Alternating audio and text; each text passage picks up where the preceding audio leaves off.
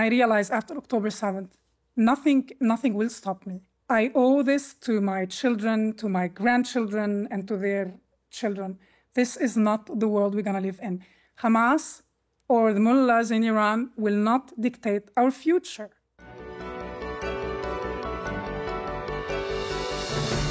Welcome to another episode of In Our Neighborhood. Today we have a very unique guest, Rawan Osman, who's been an outspoken advocate for truth and clarity here in the Middle East. So Rawan, first of all, thank you for being here. My pleasure. You're this unique combination of your Syrian-Lebanese, grown-up Muslim in Christian schools, now connecting to Judaism and Zionism. I'd be really interested in hearing how the experience touched you traveling through Israel after October 7th, because it's both the worst of times and the best of times, I think, to be in Israel. We're the most alive we've been as a people in a very long time, but also the most shell-shocked, traumatized, fearful that we've been in a very long time. I'll tell you that I came to Israel on the 1st of the 1st. That was my first trip after October 7th. I've been contemplating visiting Israel, and I have a European passport. I can do it. But I knew by doing so, I can't return to many countries, such as Lebanon and Syria, in the future. But after October 7th, I took a decision in a heartbeat. I'm coming because I'm choosing a side. And I didn't hesitate. I needed to come here to give a hug to the people, to tell them, no, it's not all right. And I needed to tell them that I have friends who wept. Muslims, Arabs, not everyone condones terrorism in your neighboring countries. They needed to know this, that many people sympathize with you. This is not acceptable, but they are afraid of speaking up. Again, I encourage everybody to speak up, because what is the alternative? How much worse should the situation become for them to say no? I am ready to lose the friends who will condemn me, because otherwise we are facing an atrocious destiny. Are you talking about people in Islamic countries or people in European countries? I'm talking about those who live in the West, Muslims, Lebanese, Syrians, Iranians, who live in Australia, who live in Canada, who live in Brazil. What are you afraid of? By coming to Israel, I voluntarily give up the right to ever return to Lebanon and Syria. Watching people celebrate what happened on October 7th is not acceptable. I don't need to go back there. When I miss the Middle East, I will come to Israel happily, and it's more than enough for me. I also chose my people. So before October 7th, for a while, I've been in the conversion process, Orthodox conversion to Judaism. And I didn't share this with anybody because it didn't need to make sense to anyone. It makes sense to me. This is my personal journey. However, after October 7th, I decided to share that.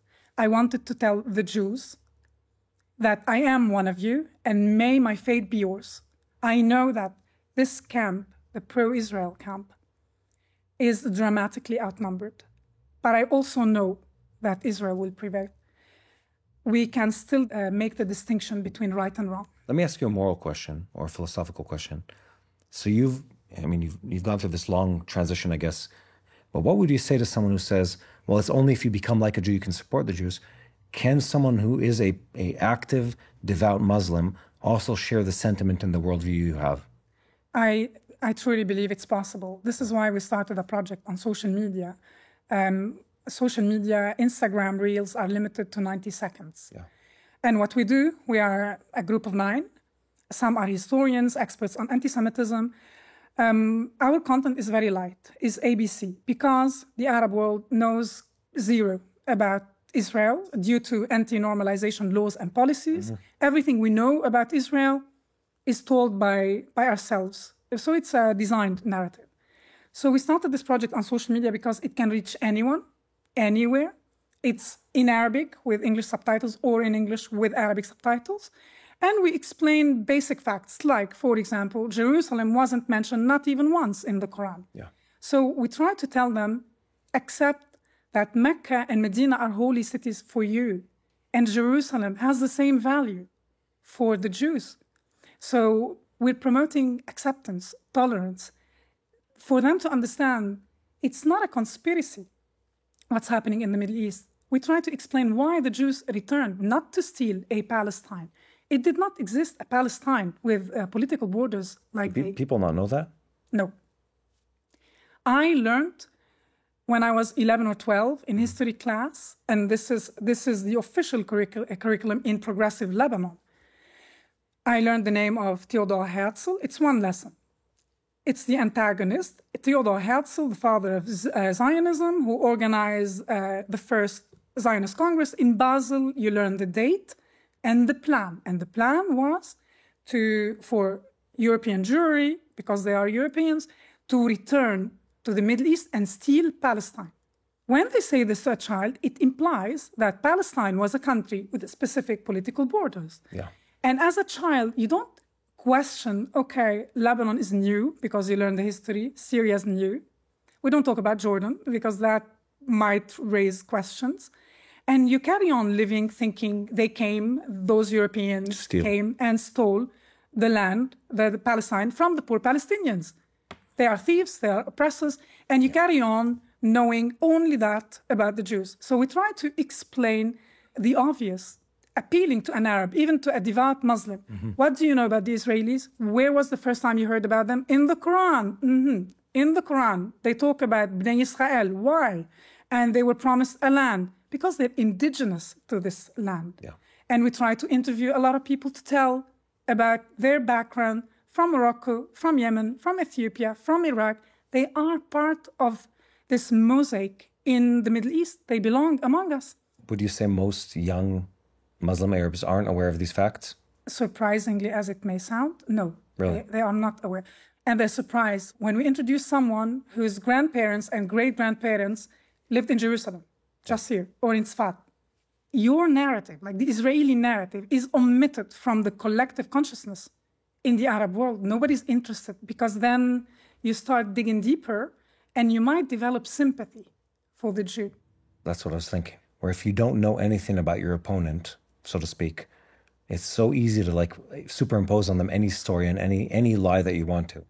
And the minute there's familiarity, the minute that you know a shade of the humanity of that person, it becomes very, very hard to believe diabolical stories about them. This is the process, it is the intention behind the anti-normalization laws and policies in the Arab world. They humanized the Jew. You don't sympathize with them. This is why, for example, we learn nothing about the Holocaust. Mm-hmm.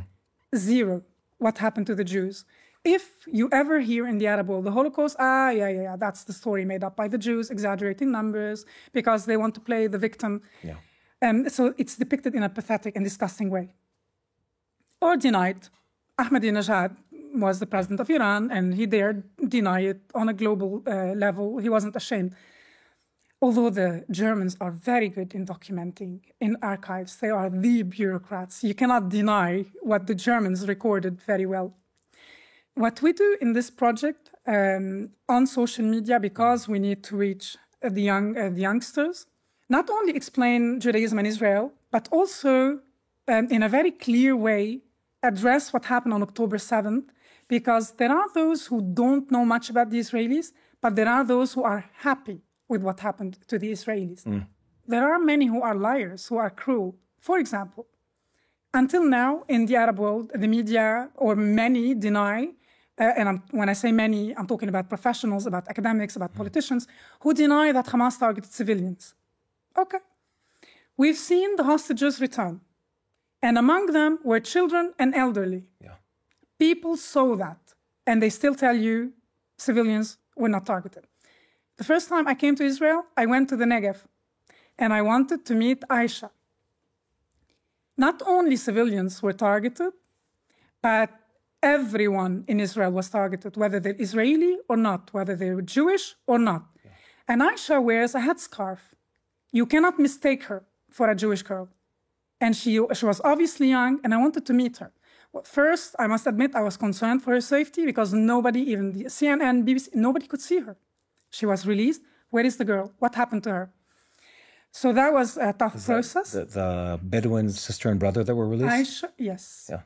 So I met both of them, and I needed to see Aisha, and I needed to tell the world, to Muslims, I met her, she has a headscarf. Yeah. Why did they kidnap her? And what do you mean civilians were not targeted? She's a kid. She's obviously very young and a Muslim. And yet she was kidnapped, and we don't know what happened because she wasn't capable of speaking. She's that traumatized. So people in the Arab world, in this day and age, in the age of social media, have seen what happened. Yeah. Many saw, and they're happy. And you have to go a step further and tell them this is not acceptable. Would you like that guy who's beaten a woman up, would you like him to be your neighbor if you have daughters? Would you trust him? No. Okay. So what are we discussing? Hamas has to go. I think there's an underlying issue here where oftentimes when people in the West think about the Middle East, it's an us and them conversation. Yeah. And then it's sort of like it clicks together with anti-Semitism that is sadly ingrained in many societies in the world. As long as it's happening to the Jews over there, we're okay with that. As long as it's Muslim on Muslim violence over there, we're okay with that. They never make the mental step of, if we don't deal with it there, it will arrive here and it's going to become our problem. And then they live in this moral ambiguity sort of limbo where they can never directly speak to what's actually happening. So they say, oh, well, it's just them that are doing it. It's never going to come to us. And they don't understand that what happens here will eventually show up on the shores of Europe, and it has. It has in European countries don't know how to deal with Islamic violence and sexual violence. It's not unique here. The press in Europe has had a huge problem dealing with it. Their governments have had a problem dealing with it because it's the same level of violence and radicalized Islamic sort of ideology that existed in Hamas on October 7th will find its way also to Europe if it's not treated with. We've seen ISIS flags recently waved in Amsterdam. Yeah. We've seen calls for a caliphate in the UK, in Germany. And as you said, especially Europe, they don't know how to handle the situation. But about that point of people being indifferent, because it's not my problem. Yeah. This attitude showed us that it can be catastrophic. And I give you an example as a Syrian. The world let the Syrians down. Yeah. And it became everybody's problem because you cannot ignore a dictator killing hundreds of thousands of his own civilians. It wasn't a war across borders. But people thought it's the Syrians, it's their problem. Until the Syrians walked over to Europe. They came to you, they walked. You don't give them visas, you're not going to save them. They walked over because they were that desperate. And I was living in Germany at the time. Germany, with its history with Nazism, being led by Angela Merkel, who has a good heart, welcomed the Syrians. It was the moment where someone had to do something. And she said, they are Schaffendas. We can do it. Yeah. And I was thinking, I was happy because I wanted the Syrians' help. But I was thinking, especially as a woman, you're inviting into this country misogynists and anti-Semites. Yeah. Not all of them. But I lived a few years in Syria, and it was a cultural shock coming from Lebanon to Syria, how women are treated and how widespread anti-Semitism is. And I only say this after October 7th because we need to call a spade unless we have a diagnosis. Yeah. We can't solve the issue. I used to be an anti-Semite myself until I lived among Jews in Europe, which opened up my eyes, and I realized that I was brainwashed. As a recovered anti-Semite, living in Germany, admiring the process of reconciliation between the Germans and the Jews, because this is the model we could apply everywhere on planet Earth, which gives us hope. And now it's being jeopardized. The Syrians who have Mein Kampf in every bookstore, the Protocols of the Elders of Zion, and they think these are true stories. Now they come over to Germany. That reconciliation process was being jeopardized. And sooner or later, horrific stories of rape and gang rape started arising. And then Europe woke up like, oops, how do we deal with it? Some said maybe a solution would be threatening them of deportation and actually doing it sometimes so that they understand, if you come here, you have to accept the Western values. If you come here, you have to understand that this guy wearing a kippah is not your enemy. Until October 7th, where we realized we have a bigger problem. The far left romanticizing bloodshed and calling Hamas terrorists freedom fighters. Yeah, we live in a very complex world. I'm interested on a psychological level, a spiritual level. What is it that keeps you motivated? Because you seem passionate about what you're doing. You're doing things that from the outside seem to be both countercultural and carry risk and resistance, probably on every level. When you wake up in the morning, or when you get hate mail or death threats, or calls of maybe you shouldn't do this, Rawan, this isn't a good idea. What is it that sort of keeps you moving forward? Imuna. Faith? Mm-hmm. Without it, I wouldn't be able to get out of bed. What kind of faith? I was an atheist all my life. Mm-hmm. Had I not been shown the light, had Hashem not shown me that there is something beyond this world, I wouldn't be able to get out of bed. It's frightening. And I feel for those who don't have the faith in a God guiding our way, we don't stand a chance. Mathematically speaking, we are outnumbered. This imunah, this faith that the Jews will prevail, Israel and its friends will win this fight, the fact that Hashem helped the Jews many times before, and he will again, this keeps me going. And I realize after October 7th, nothing will stop me. Mm-hmm. I owe this to my children, to my grandchildren, and to their children. This is not the world we're going to live in. Hamas or the mullahs in Iran will not dictate our future. We want Hamas gone as an organization, obliterated, dismantled, and then we move on. And let's not talk about what happens in Gaza afterwards. First, we have to deal with this, and we will move on. I want to ask you a philosophical question. You've done so many things, you've lived in so many countries. Who is Rawan? Like, how do you identify yourself as a person? I'm not talking about just the titles. What is it that you're aspiring to? What is it that you're working towards? I'm a mother, very angry at the moment since October 7th. Mm-hmm. And I want the Middle East conflict solved.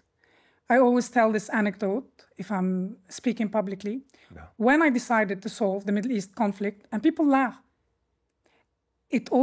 I find it unacceptable when politicians say, when they're joking, we're not going to solve the Middle East conflict. Why not?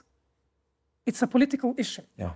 I, as a child, sat many times, not in a bomb shelter, in the pantry. We weren't safe, but apparently my parents thought behind the washing machine we will be safe. But I know how terrified you are as a child. You don't care why the war is happening. You just want it to stop. Yeah. I still feel that. And as a mother, my child is safe. He's never been in a conflict zone. When I said I'm flying to Israel, this is something you can't comprehend. What do you mean? It's a conflict zone? It's a war zone? Why? Yeah. We grew up there. There are still hundreds of thousands of children living in these conditions. When we think about Gaza now, and I see that the world is outraged, did you forget about those thousands of Syrian children living in Idlib or in camps around Syria? Do you see the conditions? Many of them don't go to school for 10 years. As a mom, I feel this is what moves me the most. Having been in a conflict zone, living through many wars, I'm grateful for that, because I don't think I would have had the same understanding of what's going on now had I not been part of it. I wouldn't understand how deeply rooted antisemitism is had I not been living in Lebanon, in Syria. I understand the system because I grew up in it. I must add that I've been an atheist all my life. And then I decided to study Islamic studies and Jewish studies in order to understand the root of the problem between Muslims and Jews. During my Jewish studies, part of the degree is speaking to a rabbi who was given a very general class, what is Judaism? And through him, I found wisdom. It resonated so deeply with me. First, I had to understand the fact that I accept there's a creator, and I found home in Judaism. This is a different topic, but it was like a gift. What I want to tell you is that I felt guilty. Guilty because I know how widespread hatred and darkness and evil are in the Arab world. And I was wondering, why was I shown the light and others weren't? Until after October 7th, I had a meeting in Manhattan with a rabbi. At the end, he told me, "Welcome home. I'm happy you read the signs." I suddenly stopped because I was absolved of my guilt. I realized that we're all shown the light. Mm-hmm. We all see signs in our lives. We choose to accept them or not. Yeah. To the extent that even a Hamas terrorist in Gaza could have seen a child hiding in a safe room and ignored it. And maybe it happened. And maybe in the future we will hear such stories. Yeah. We always have a choice. And this is what it boils down in Judaism, according to this rabbi I took a class with. He said, in Judaism, you're expected to be a better person a little bit every day. And I see the light I was shown as a responsibility. It's a grace bestowed upon me for which I'm grateful. But it comes with responsibility, and I have to give back to my people. And that doesn't mean that the Jews are my people and the rest in the Middle East aren't. They aren't my enemies. These are my peoples. These are layers of who I am. I own my story. But now my Jewish people need me. And this is why I won't stop until Hamas is a sad story we tell our grandchildren about this horrific event that took place. But we did our best to repair the world, the Middle East afterwards. I think that's a great way to end on a hopeful note. I want to end with some words of gratitude to you. One, of course, for taking the time to share your story and talk, but also for your commitment to telling the truth, on your commitment to moral clarity, and your commitment to take a risk to sound that voice. And I want to thank you as an Israeli for standing and supporting our country, our people. I think it's deeply valuable, more than you could probably imagine today. So thank you both personally and collectively for that. I appreciate everyone who thanked me, and I said it in the Knesset as well. Stop thanking me. I expect the same of you. If my daughter was raped or my son was kidnapped, I expect the same of everyone. It's my moral obligation. Yes. Strangely, I am the exception, and normal is to stand against Israel even if we side with Hamas. But we're going to have to live with this and fight to change it until I'm no longer the exception. A day will come where we will be able to take a day trip to Beirut and back, to go have lunch in Damascus and back. Well, Rawan, thank you for coming. Thank you for sharing your story. It's been wonderful connecting with you. Thank you. My pleasure. If you like this content and want to learn more on a regular basis about what happens here in Israel and the Middle East, make sure to subscribe and follow us on this platform. And you have a couple more minutes, make sure to share the link to whatever platform you're watching on. This goes a long way to help us keep in touch with our viewers and reach more people with the truth about what happens here in Israel. Hello, this is Mati here in Jerusalem with TBN Israel. This is Yair Pinto from TBN Israel here in Jerusalem. TBN Israel is keeping viewers informed with Israel-focused news, culture, and what God is doing in this land. Support TBN Israel today online at tbn.org/Israel. Thank you.